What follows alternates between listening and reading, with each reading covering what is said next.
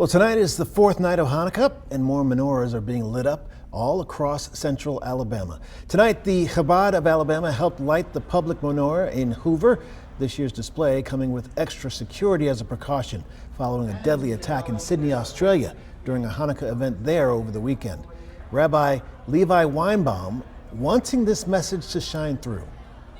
Really, the holiday of Hanukkah is all about the truth, the right of existence, and people doing the right thing. And I think it's a really special message for our day and age, where we have to really realize that the message that we need to give over is that truth will prevail at the end of the day. Hanukkah lasts through Monday, December 22nd. Other menorah lightings in the area are set for later in the week. We have a full list on WVTM13.com.